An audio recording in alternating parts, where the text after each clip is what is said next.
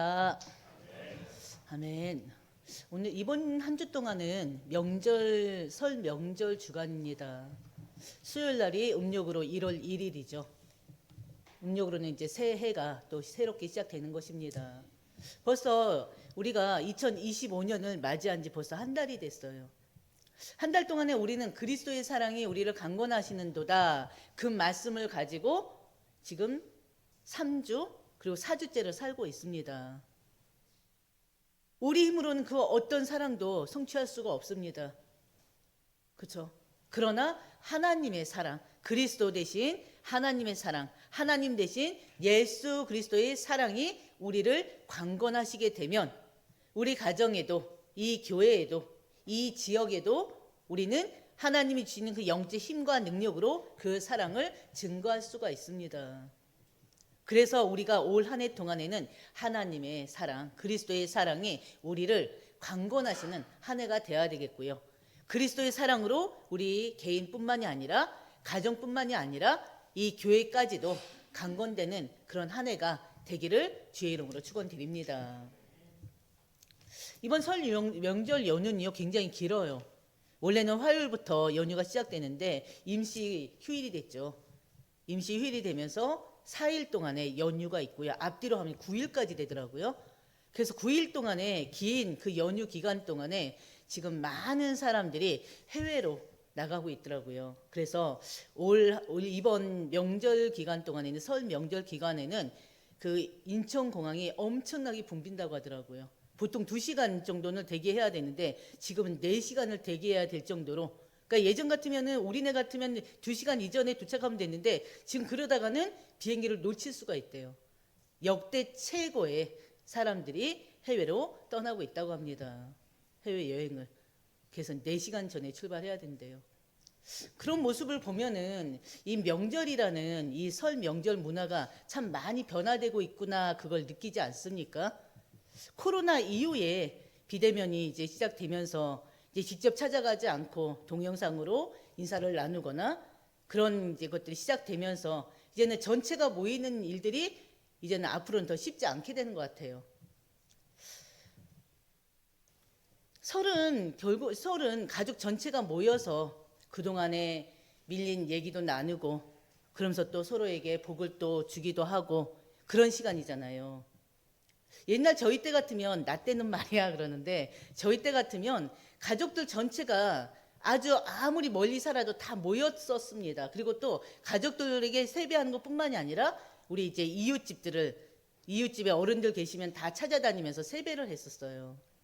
그리고 또 설날에는 반드시 또 설빔을 또 이렇게 또 입기도 했었죠. 새로운 시작으로 새 옷을 입고 새 신을 신고.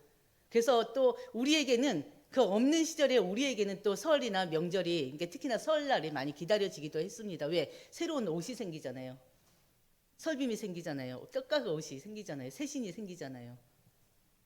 근데 지금은 이제 그런 문화가 많이 사라지고 지금 이제 한복을 입거나 그런 경우도 많이 없어지는 것 같고, 그 다음에 세배 문화는 아직은 있죠. 있는데 이거 역시도 많이 지금 없어지는 것 같아요. 그래서 부모를 공경하고 또 그 부모에게 또 이제 공경하는 마음으로 이제 세배했던 문화가 이제 차츰 사라지면서 아이들에게는 또 어느 면에서는 이제 용돈을 모으는 그런 어떻게 물질적인 것으로 많이 바뀌고 있습니다. 그래서 설 문화가 굉장히 많이 달라지고 있어요. 그 다름을 또 우리는 또 이해해야 되겠죠. 그렇죠? 그래서 지금은 이제 가족 중심이라기보다는 개인 중심의 그런 설 연휴가 되고 있지 않나, 그런 생각도 많이 해봅니다. 근데 또 명절마다 항상 빠지지 않는 게, 아직까지도 이제 뭐 거의 많은 가정들이 이 차례를 지내지 않는다고 하는데 아직까지도 많은 가문들이 이 차례를 지내고 있죠. 그래서 어떻게 보면요, 이 명절 이 차례 때문에 우리 그리스도인들에게는 어떻게 보면 참 이게 그리스도인들의 가정 중에서 또 이 제사 문제를 해결하지 못하고 여전히 이 제사를 지내고 있는 가정에 속해 있는 그런 그리스도인들에게는 이 설이나 이런 추석 명절이 다가오면 부담이 먼저 와버려요. 왜요? 제사 때문에, 그 차례 때문에. 왜냐하면 그리스도인들이 차례 때문에 가정에서 갈등을 겪고 있는 경우가 굉장히 많거든요. 근데 중요한 건 우리가 그 차례의 의미를 아는데, 차례의 의미가 뭔지를 아는데 또 그렇다고 또 우리가 또 제사에 참여할 수는 없잖아요. 그렇잖아요. 그렇다고 또 가족 간에 또 갈등을 또 유발시키는 것도 문제고, 그러니까 참 이게 지혜가 참 필요한 것 같아요. 그렇지 않습니까? 그래도 우리 그리스도인들은 그 제사의 의미가 뭔지를 알기 때문에 기도하면서 미리 꺾어야 되겠고요.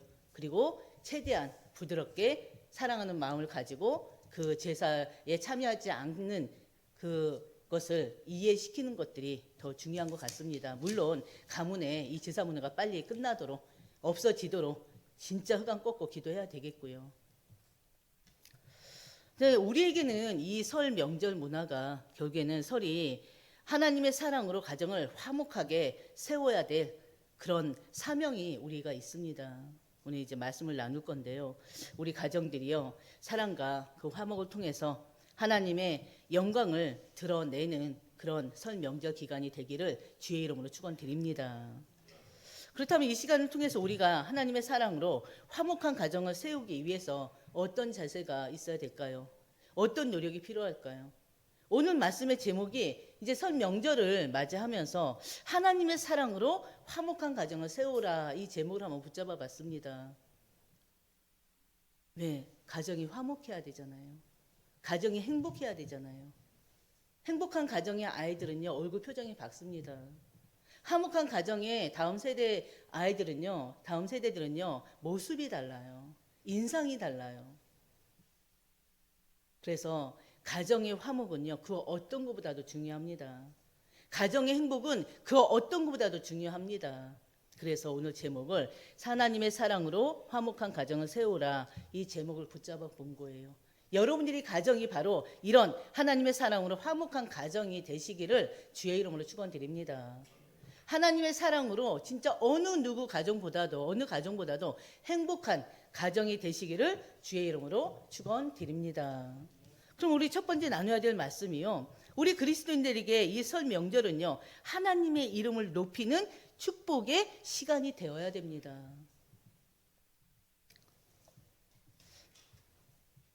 앞에서도 말씀드렸듯이 설 명절에는 반드시 제사 문화와 연결이 된단 말이에요.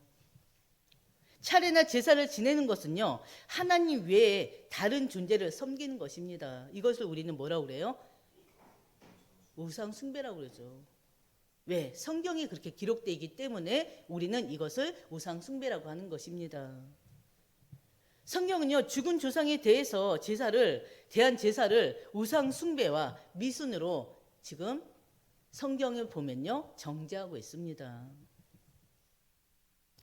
출애굽기 20장 3절에서 5절, 우리 너무나 잘 아는 내용이잖아요.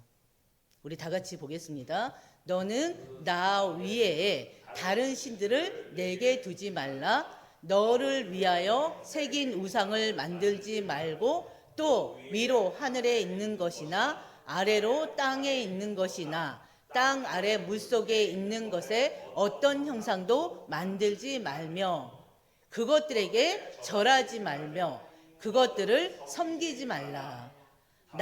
내 하나님 여호와는 질투하는 하나님인즉 나를 미워하는 자의 죄를 갚되 아버지로부터 아들에게로 3, 4대까지 이르게 하거니와. 아멘. 우리가 너무나 잘 알고 있는 말씀이지만 이 말씀을 다시 한번 또 봄으로써 우리가 우상 숭배의 죄가 어떤 것인지 우리는 또다시 확인할 수가 있습니다. 자꾸 각인시켜야지 돼요. 그래야지 어떻게 해요? 그 제사 문화를 놓고 기도하게 됩니다. 제사가 어떤 건지, 우리 후대들에게 어떤 또 멸망을 또 주는 것인지 알아야 됩니다. 고린도서 전서 10장 14절에도요, 우상 숭배는 피하라고 말씀하셨어요. 그리고 고린도서 10장 20절에 보면요, 같이 보겠습니다. 무릇 이방인이 제사하는 것은 귀신에게 하는 것이요 하나님께 제사하는 것이 아니니 나는 너희가 귀신과 교제하는 자가 되기를 원하지 아니하노라. 이 제사가요, 하나님께 하는 거라면 우린 당연히 해야죠. 근데요, 제사는 바로 귀신에게 하는 것이라고 그랬습니다.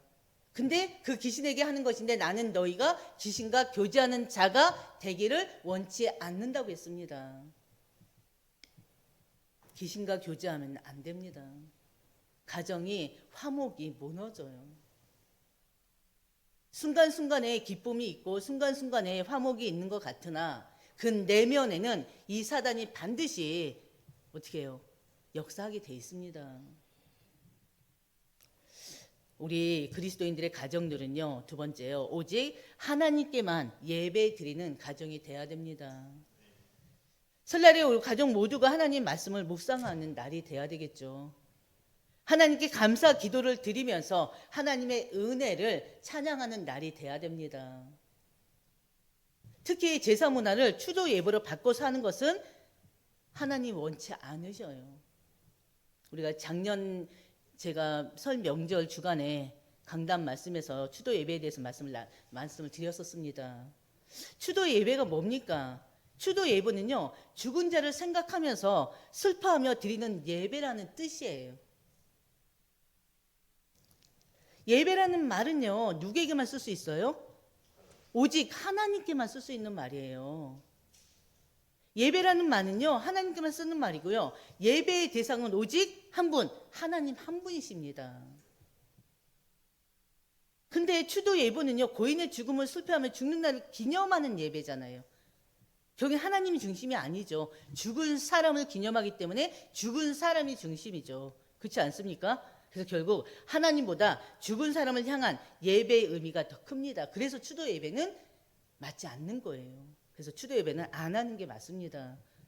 신명기 26장 14절에 보면요, 죽은 자를 위하여 선물을 쓰지 말라고 그랬어요. 여러분 아셔야 돼요. 또 에스겔서 24장 17절에도요, 죽은 자를 위하여 슬퍼하지 말라고 했습니다. 당연히 슬픔이 오죠. 너무너무 사랑한, 더 이상 볼 수 없는 어머니의 죽음을 우리가 어떻게 슬퍼하지 않을 수가 있습니까? 아버지의 죽음을 어떻게 슬퍼하지 않을 수가 있습니까? 사랑하는 남편의, 사랑하는 아내의 죽음을 어떻게 슬퍼하지 않을 수가 있습니까? 그렇잖아요. 근데 그 슬픔은 그것으로 끝나야 돼요. 계속 죽은 날을 기념하면서 슬퍼하면서 제사를 지내거나 추도 예배를 드린다. 그건 하나님이 원치 않는다니까요.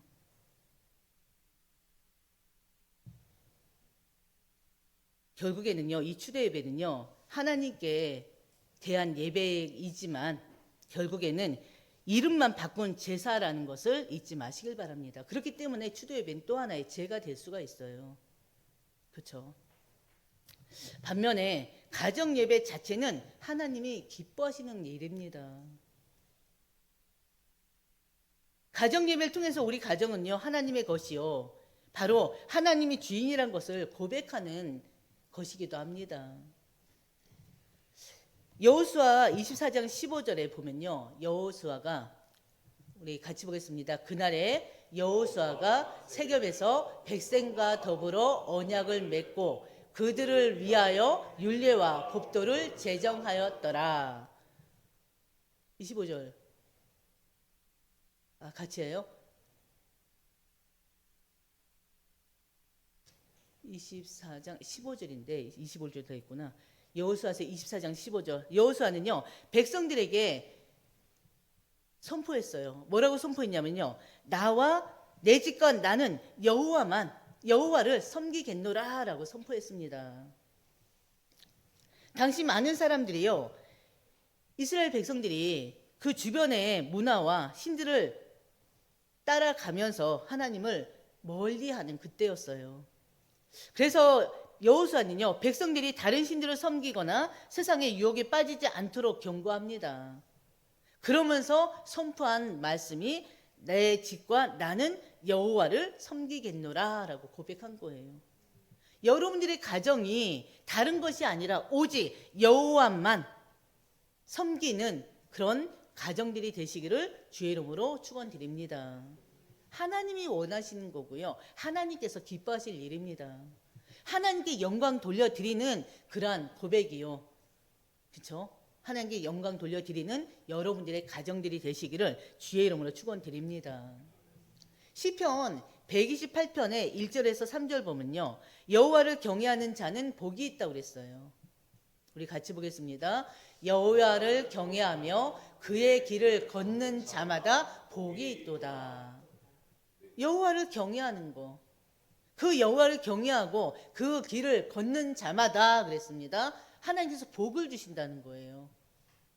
그러면서 뭐라고 합니까? 내가 내 손이 수고한 대로 먹을 것이라 내가 복되고 형통하리라.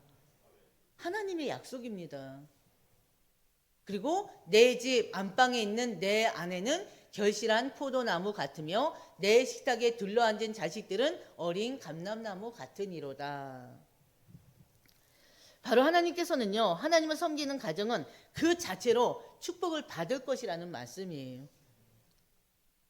그 가정의 모든 구성원들이 바로 아내나 어린 자식까지 모든 구성원들이 하나님의 은혜 속에서 풍성한 삶을 살 수 있게 될 것을 약속하신 말씀입니다.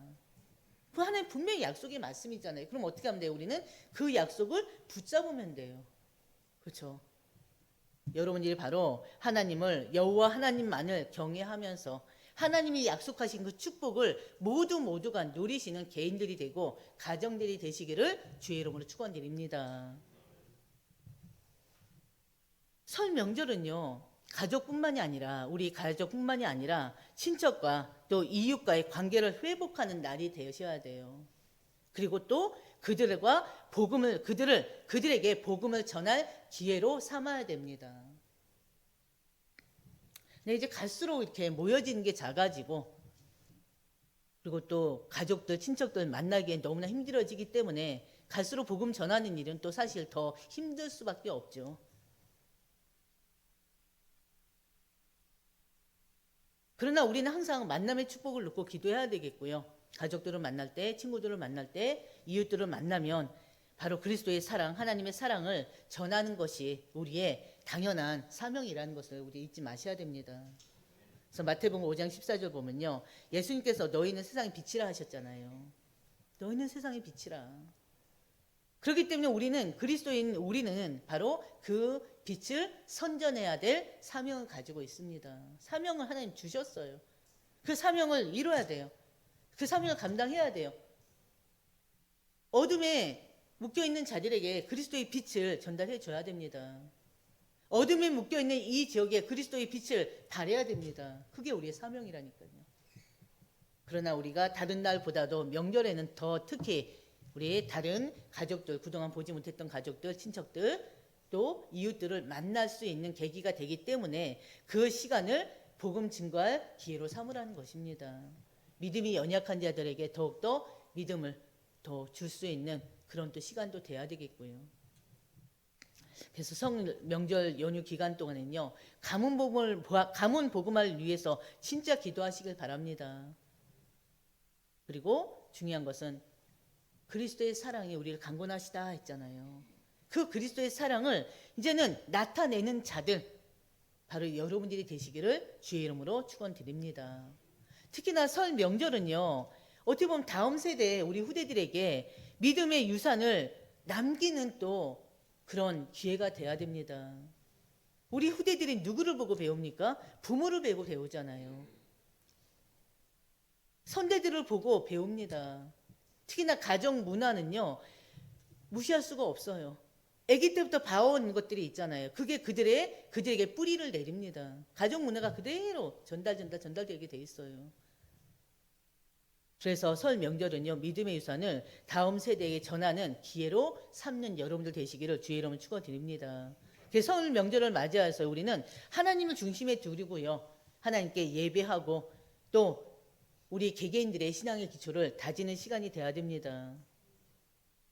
우리 가정을 믿음 위에 세우고요, 말씀과 기도로 찬양을 통해서 우리 다음 세대들과 함께 신앙의 유산을 계속 보존하고 또 그들에게 남길 수 있는 우리 모두가 되셔야 됩니다.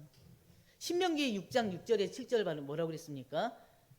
다 같이 보겠습니다. 오늘 내가 내게 명하는 이 말씀을 너는 마음에 새기고 내 자녀에게 부지런히 가르치며 집에 앉았을 때든지 길을 갈 때든지 누워 있을 때든지 일어날 때든지 이 말씀을 강론할 것이며, 무슨 말입니까? 언제든지, 언제 어디서나 어느 때든지 하나님의 말씀을 어떻게 해요?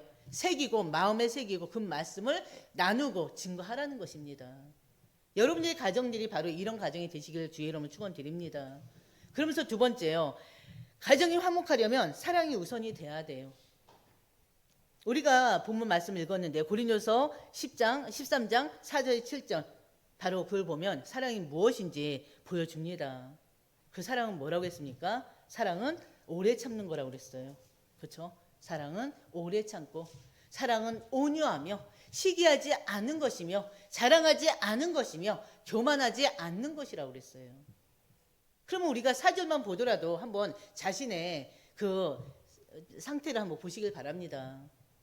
오래 참는, 온유함, 또 시기, 질투, 혹시나 자랑, 육신의 자랑, 교만, 그 부분이 여러분에게 어느 만큼 있습니까? 사랑은요, 단순히 사랑을 상대를 받아들이는 것을 넘어서 인내하는 것입니다. 인내하고 기다리는 것이에요. 인내는 서로를 이해하고 용서하는 능력이라고 했습니다. 우리가 많은 사람들과 관계를 맺으며 살다 보면요, 서로 다름 때문에 때때로 갈등을 하게 되는 경우가 굉장히 많습니다. 또 나와 다른 모습을 보면서 실망하기도 하고요. 또 서로 상처를 주기도 합니다. 근데 중요한 것은 우리 개개인들이요, 가정과 교회 안에서요, 특히나 세상에서 갈등이 생길 때마다 그 갈등을 어떻게 해요? 참지 못하고 화만 내본다고 생각해 보세요. 그러면 우리는 어떻게 되겠습니까? 하나님 우리에게 명령하신 게 있는데,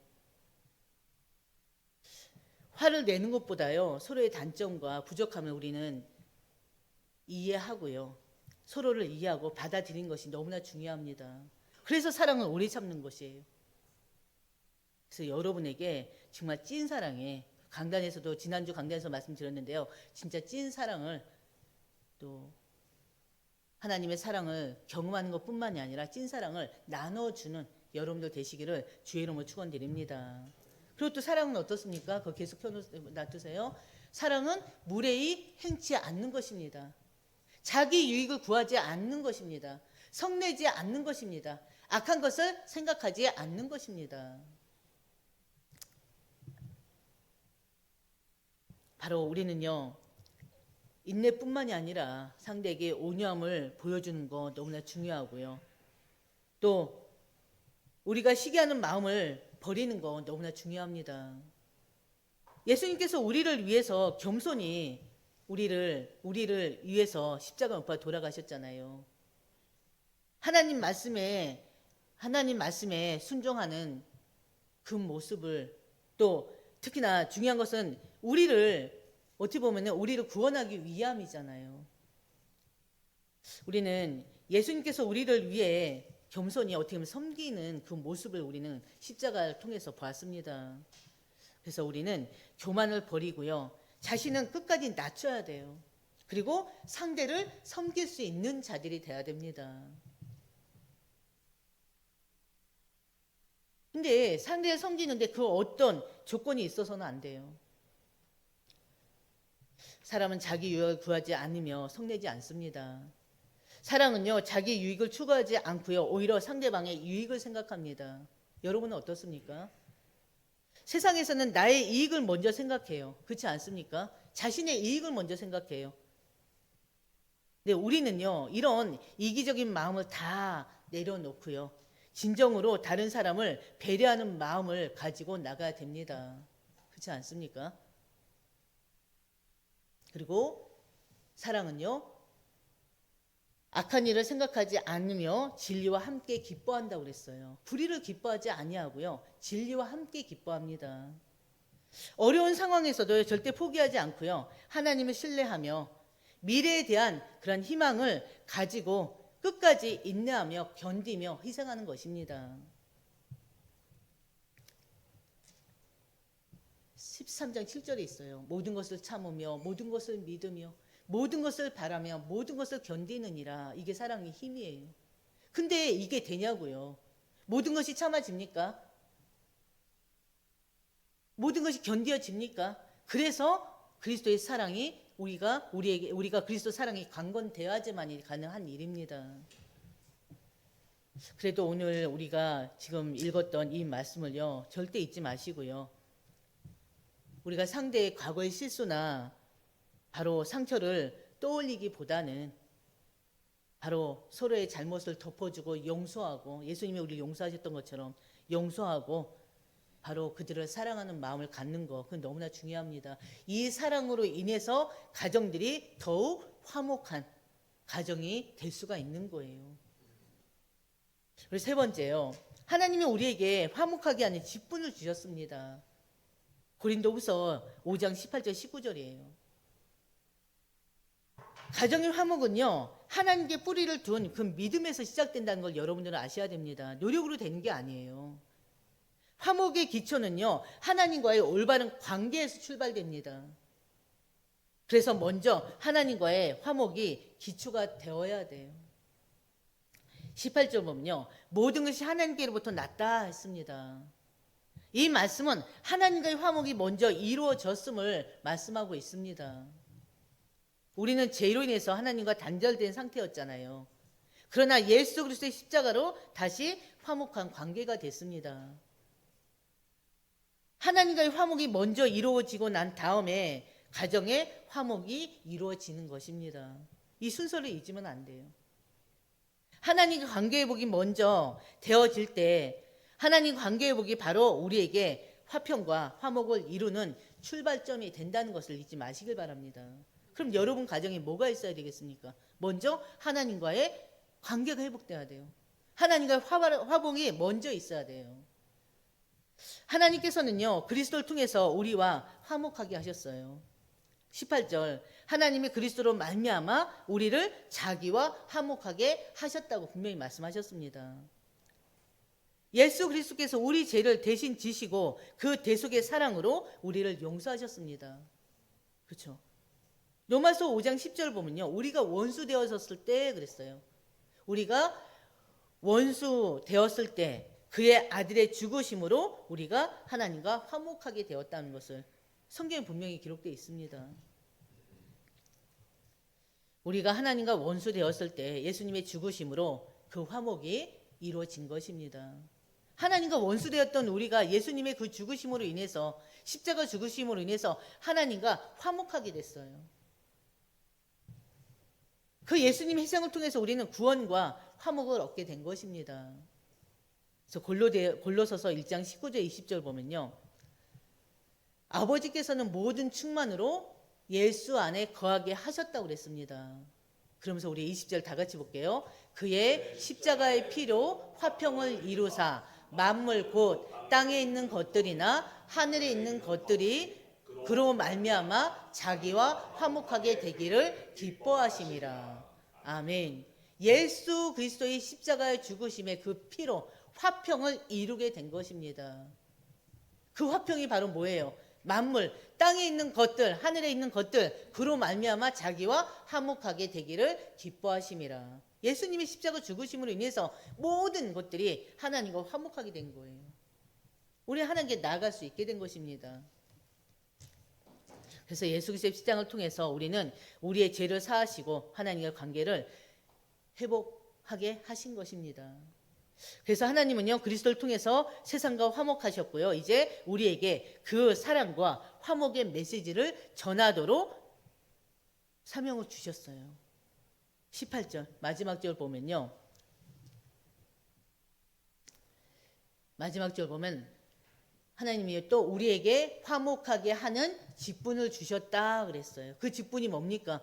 화목하게 하는 사명을 하나님 우리에게 주신 것입니다. 부모와 자녀, 형제와 자매 간의 화목을 이루는 것은 하나님이 우리에게 주신 사명이에요. 그래서 여러분들이 절대 원수 맺지 마시고요, 화목을 위해서 기도하시고 노력하시길 바랍니다. 왜냐하면 19절에 하나님이 우리 죄를 그들에게 돌리지 아니하셨다고 하시면서요, 화목하게 하는 말씀을 우리에게 부탁하게 하셨다고 했습니다. 하나님이 우리에게 부탁하신 거예요. 가정의 화목을 위해서, 이웃과의 화목을 위해서, 교인들과의 화목을 위해서 하나님 우리에게 지시한 것입니다. 그래서 우리 모두는요, 가족 간의 그 사랑과 화목을 이루는데 특별히 힘써야 됩니다. 교회 내에서 성도들과 화목을 이루는데 힘써야 됩니다. 왜? 하나님이 우리에게 주신 사명이기 때문에 그렇습니다. 보면은 가족들마다 참 많은 고민과 갈등들이 있어요. 오래된 갈등과 또 많은 서운함들이 이렇게 겹겹으로 쌓여 있는 가정들을 참 많이 보게 됩니다. 그래서 어느 가정들은요, 몇 년이 지나도 서로 얼굴을 보지 않는 그런 원수 맺은 가정들이 굉장히 많아요. 혹시라도 여러분이 가족 간에 혹시나 갈등이나 오해가 있습니까? 그렇다면 여러분들이 진짜 하나님 앞에 기도하시길 바랍니다. 여러분이 먼저 바로 하나님 주신 그 강권적인 사랑으로 그 관계를 하나하나 회복해 나가시길 바랍니다. 우리가 조금만 이 마음에 약간만 변화되면요, 그렇게 컸던 상처들이요 차츰차츰 아물어져 버려요. 가족 간에, 형제 간에 오해를 위해서 여러분들이 먼저 어떻게 해요? 사랑을 하시길 바랍니다. 가정에서의 갈등은요, 거의 대부분 어디서 비롯됩니까? 자기 중심적인 생각에서 비롯됩니다. 그렇지 않습니까? 상대를 절대 이해하려고 하지 않아요. 상대의 말을 들으려고 하지 않아요. 오로지 내 말만, 내 뜻만, 내 고집만. 그러다 보니까 어떻게 돼요? 갈등만 커지는 것입니다. 그 갈등이 큰 싸움이 되고요. 결국엔 형제들과의 분열이 되고 가족의 분열이 되고요. 엄청난 사단 역사입니다. 그래서 우리들 스스로가 먼저 성숙된 신앙인들이 되셔야 됩니다. 서로의 차이를 우리는 인정할 수밖에 없어요. 남자 여자가 달라요. 저는 자기 스스로도 틀리지 않습니까? 내 속사람과 겉사람이 너무 다르잖아요. 이런 생각을 하고 있는데 마음은 또 이런 마음을 먹고 있고 행동은 또 다르게 나가고 나 스스로도 내 생각과 내 행동이 다르게 나가는데 나 아닌 다른 사람과 어떻게 똑같은 생각을 하고 똑같은 마음을 가지고 똑같은 행동을 할 수 있습니까? 우리는요, 다름을 인정해야 돼요. 나와 다른 사람들의 다름을 진짜 인정해야 됩니다. 그래서 서로의 차이를 인정하고요, 서로의 잘못을 용서하는, 우리가 먼저 용서하는 자들이 되시기를 주의 이름으로 축원드립니다. 그래서 그리스도의 사랑으로 우리 가정들을 세워나가는 여러분들이 되시기를 주의 이름으로 축원드립니다. 그렇죠?